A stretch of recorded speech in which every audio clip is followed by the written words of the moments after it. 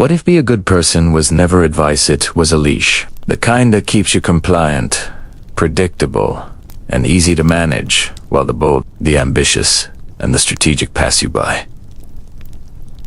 Think about it. From a young age, we're taught to share, to be nice, to put others first. It's a beautiful idea, a cornerstone of society. But what happens when that ideal world collides with the real world? The world of office politics, of social ladders, of scarce resources. You end up being the reliable one. The one who always says yes. The one who cleans up the messes. You get a pat on the back, a thank you for being a team player, while someone else gets the promotion, the credit, and the corner office. This is the uncomfortable reality. Niccolò Machiavelli wrote about 500 years ago. He wasn't a monster. He was a pragmatist. He saw a huge gap between how we imagine people should act, and how they actually act when their interests are on the line. He called this the effectual truth. The effectual truth is not about good versus evil. It's about effective versus ineffective. The person who is only concerned with appearing good, without understanding the mechanics of power, is destined to be a pawn in someone else's game. They become predictable, and predictability is a vulnerability. Machiavelli's answer wasn't to become cruel or heartless. His solution was to cultivate what he called asterisk. Now, this isn't virtue as in moral goodness. Virtue is a blend of skill, courage, foresight, and adaptability. It's the ability to read a situation, understand the motivations of others, and act decisively to protect your interests, your time, and your energy. It's about recognizing that in a world of wolves and sheep, pretending to be a sheep when you have no defense is not virtuous. It's just naive. The truly effective person understands that sometimes, to protect their flock or themselves, they need to have the cunning of a fox and the strength of a lion. Let's bring this into the modern day. Have you ever held back a brilliant idea in a meeting because you didn't want to step on someone's toes? Or maybe you took on extra work without extra pay because you didn't want to seem like you were a team player. That's performing goodness. You're reprioritizing the asterisk appearance. Asterisk of being agreeable over the asterisk effectual truth. Asterisk of getting what you deserve. The person who practices asterisk virtue understands the political landscape of that meeting. They know how to frame their idea not as a challenge, but as a solution that benefits the decision makers. They know how to negotiate for their value instead of giving it away for free. They're not being mean. They are being effective. This is a fundamental mindset shift. It's moving away from seeking external validation. Am I seen as a good person? And moving towards internal assessment. Was my action effective in achieving my goal while protecting my position? This doesn't mean you lie, cheat, and steal your way to the top. It means you stop sacrificing your own well-being on the altar of public opinion. It means you are generous, but strategically. You are kind, but not to your own detriment. You play the game with your eyes wide open, understanding that not everyone on the board is playing by the same idealistic rules you were taught. Think of it like this. A doctor who is too empathetic to deliver bad news or perform a difficult surgery is you aren't a good doctor. They are an ineffective one. Their desire to avoid causing immediate discomfort leads to a much worse long-term outcome. The effective, or good, doctor has the asterisk virtue. Sing to make the tough, necessary call. They understand the effectual truth of the situation. In the same way, being too nice to set a boundary with a toxic friend or a demanding boss doesn't make you a good person. It makes you an enabler. It allows the negative situation to fester. The person wait. Asterisk. Vertka. Asterisk sets the boundary clearly and firmly.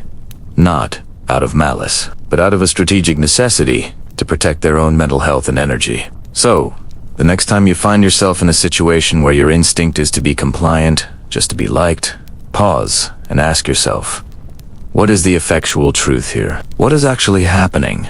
And what is the most effective way to navigate it? It's not about abandoning your principles. It's about being smart enough to know when your principles are being used against you. It's about realizing that true strength lies not in blind compliance, but in calculated action. The world is full of people who will gladly take advantage of your goodness.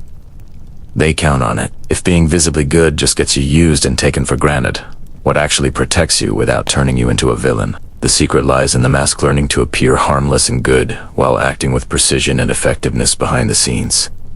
It's about mastering the art of perception. Part 2 will reveal exactly how to build and use this mask.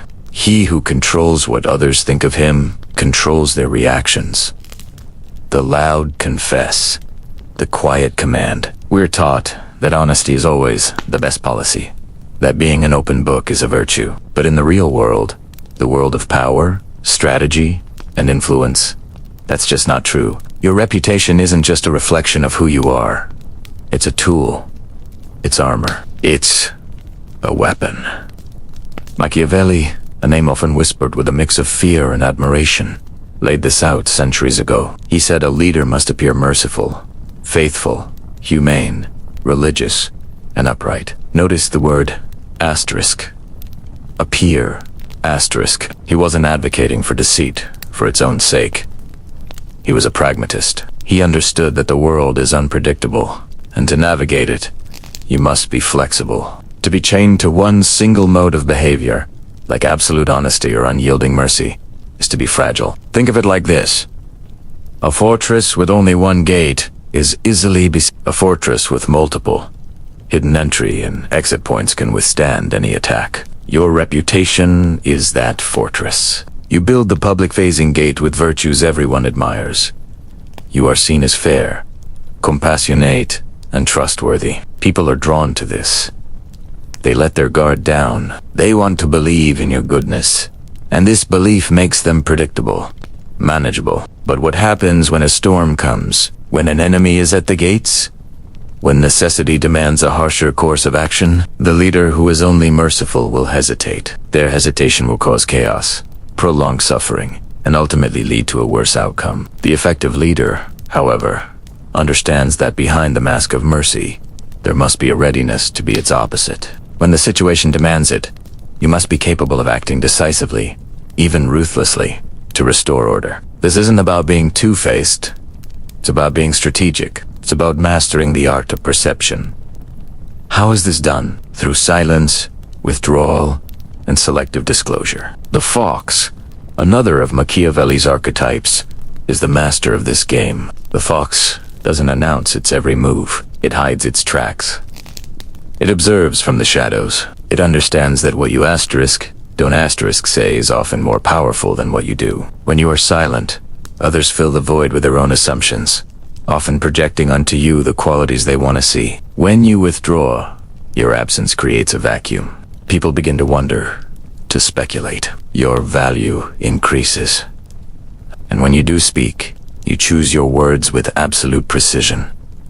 You practice selective disclosure. You reveal just enough to shape the narrative, to guide perception, but never enough to give away your entire hand. The person who tells everyone everything they're thinking has no power. They are an open book, easily read and easily countered. The person who holds their cards close, who speaks only when it serves a purpose, commands respect and attention. This is the balance between the fox and the lion.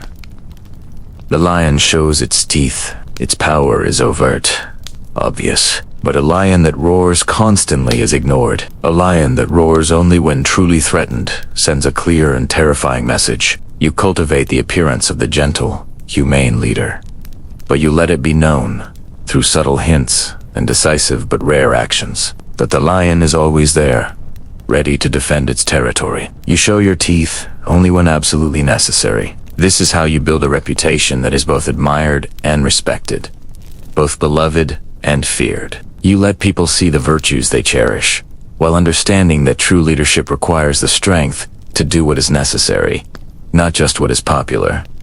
You don't lie. You manage information. You don't deceive.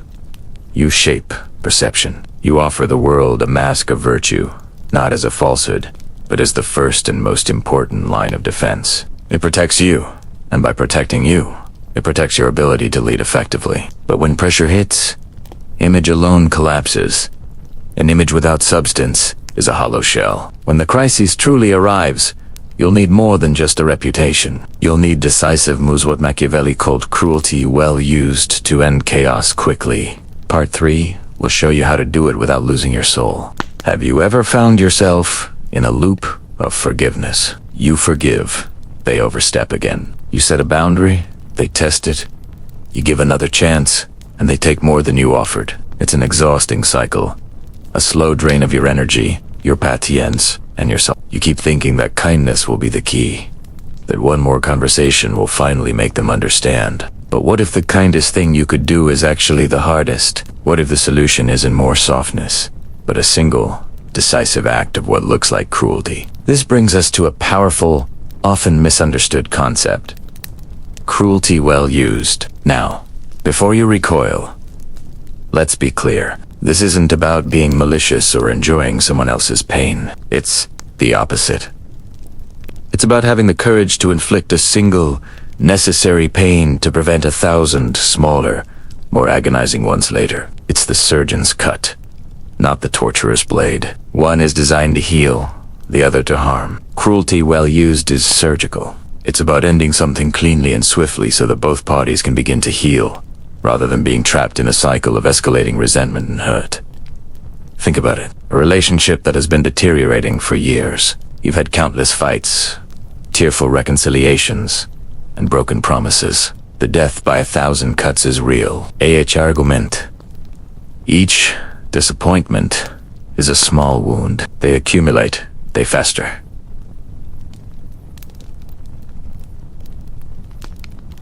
The well-used cruelty in this scenario is the clean break. It's the conversation that says, "This is over, for good."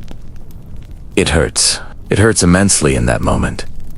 But that sharp, definitive pain allows for a true ending, and therefore, a true beginning for something new. It stops the bleeding. Continuing to drag it out, hoping things will magically change, is the real cruelty. It's a slow poisoning of two lives.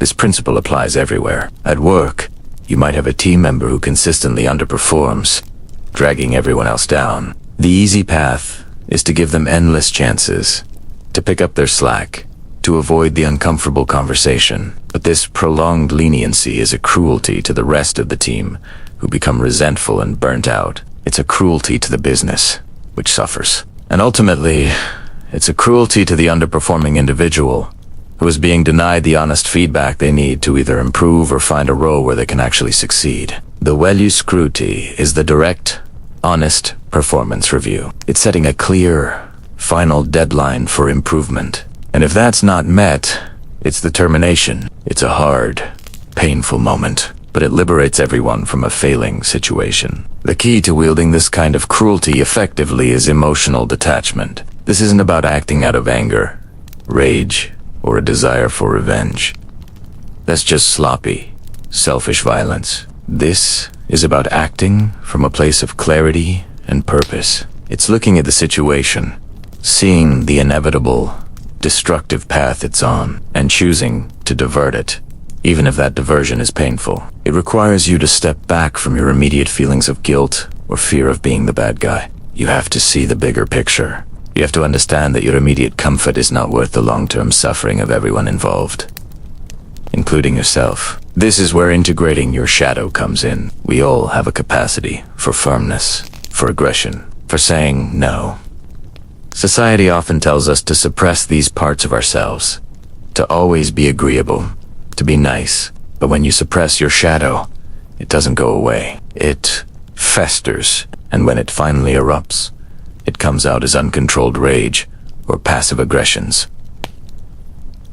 The very opposite of precision. By acknowledging your own capacity for firmness, by making peace with the fact that you can be the one to deliver bad news, you gain control over it. You can then use that strength with intention and precision, not as a weapon of rage, but as a tool for resolution. Your firmness doesn't turn into sadism because it is guided by a higher purpose, the prevention of greater harm.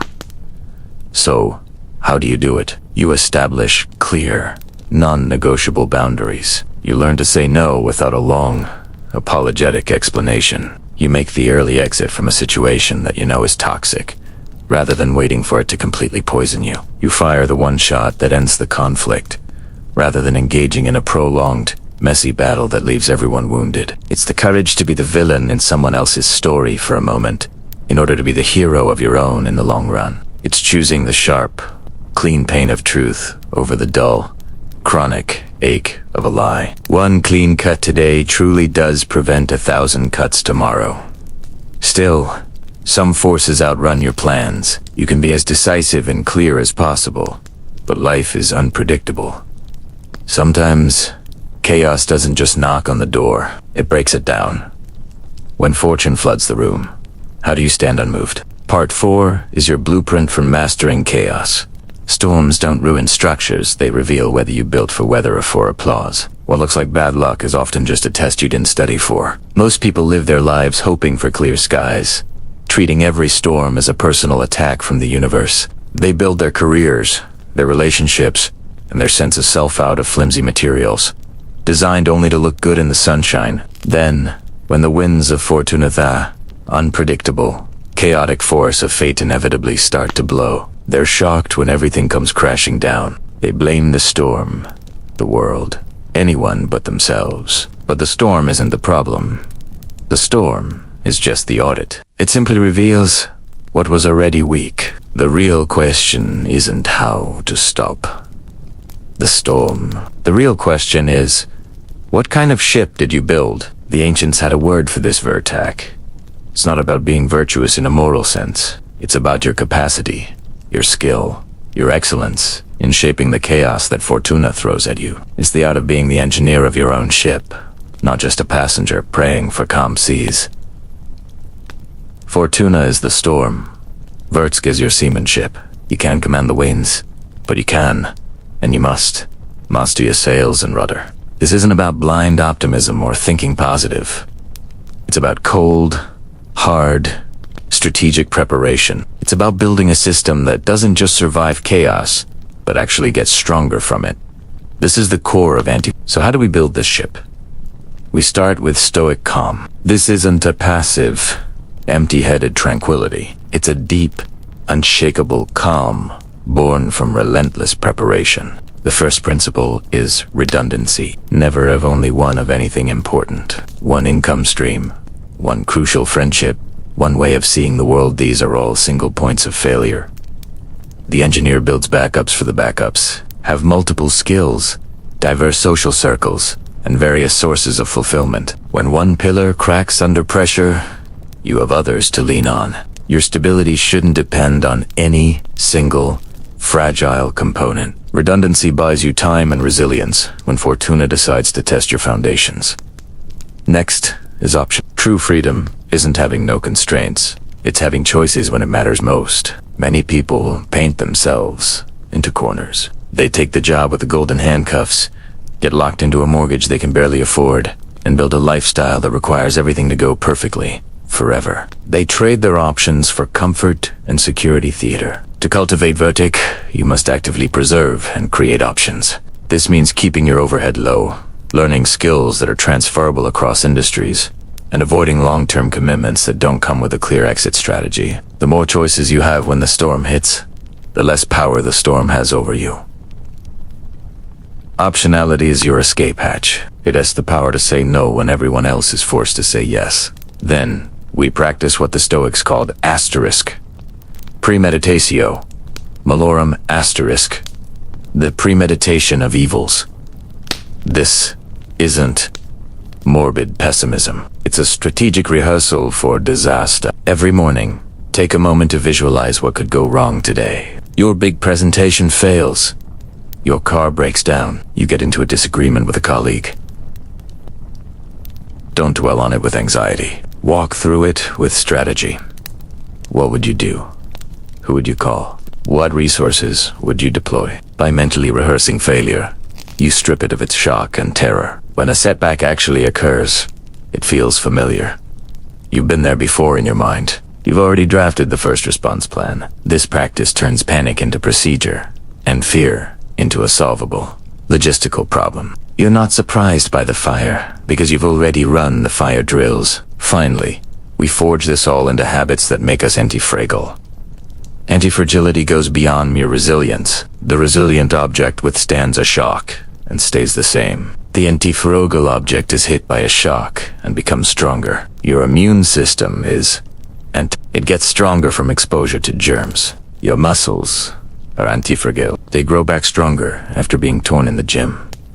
How do you apply this to your life? Embrace small, controlled stressors. Have difficult conversations instead of avoiding them. Take on projects that are just outside your comfort zone. Learn too fast to take a cold shower, to sit in silence. These controlled doses of discomfort build your psychological and physiological tolerance for chaos. You become the kind of person who doesn't just endure hardship, but metabolizes it into strength. Your habits become the very engine of your Vertok, transforming the random blows of Fortuna into fuel for your own growth. You stop seeing chaos as a threat and start seeing it as an opportunity to get stronger. Now unite mask, boundary, and comb into one code power without piety theater. In part 5, we integrate the shadow and end the approval addiction.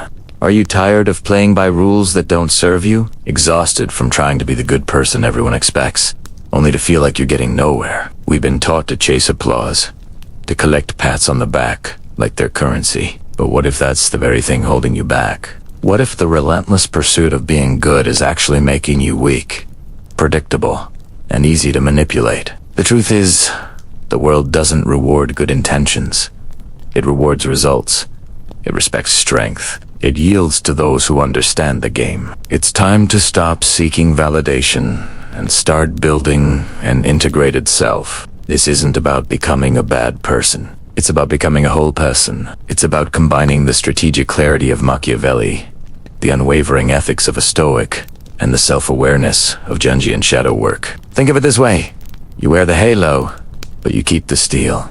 To the outside world, you appear agreeable, cooperative, good. It keeps the peace and allows you to move without friction. But internally, your actions are driven by a cold, hard understanding of reality. You act effectively to achieve your goals, not to win a popularity contest. This fusion is the key. You have the lucidity to see people's motives, to understand power dynamics, and to anticipate moves 3 steps ahead. You can play the social game beautifully, but you're never fooled by it. At the same time, you are anchored by an unbreakable set of internal principles of personal code that you would defend even if you were standing completely alone. This isn't a code given to you by society, family, or friends. It's forged by you, for you. It's the bedrock of your integrity. This combination makes you formidable. You're not naive, but you're not cynical. You're a realist with a spine of steel and a soul you can be proud of. Carl Jung talked about the shadow. The parts of ourselves we repress because we deem them unacceptable or bad. Our anger, our ambition, our cunning. We push them down, terrified of what might happen if they got out. But here's the secret. Integrating your shadow doesn't mean unleashing chaos. It means harnessing power. When you acknowledge your capacity for ruthlessness, you become less likely to be a victim of someone else's. When you understand your own ambition, you can pursue your goals with focused energy instead of passive-aggressive resentment. By embracing these darker aspects, you're not becoming a monster. You're completing yourself. You become nobody's victim and nobody's tyrant. You walk a balanced path, in full control of all your faculties. So, how do you start? You define your code. What are the non-negotiables? What lines will you absolutely not cross for anyone? What are the principles you will live by, regardless of external pressure? This isn't about appearing it's about being internally consistent. For example, a principle might be, I will never sacrifice my long-term well-being for someone else's short-term comfort. This gives you a clear filter for your decisions. When someone asks for something that violates this, the answer is an easy, guilt-free no. Your code is your fortress. It protects your energy, your focus, and your sanity. You appear good for peace. You act effectively for reality. And you remain anchored to your principles. Always. This is the integrated self. The world will read good, but your results will read undeniable. Now, it's your turn to act. This isn't just a theory, it's a practice. I want you to declare your code below. Start with one boundary you will enforce this week. Make it public. Make it real. What is one principle you will stand by? If you need to build your strategic foundation, go back and rewatch parts 1 through 4 of this series to map out your personal strategy. This is a journey of integration, and every step counts. Thank you for joining me on this deep dive. Make sure you subscribe and turn on notifications, because our next exploration is into a tool the most powerful people use masterfully. The power of silence. You won't want to miss it.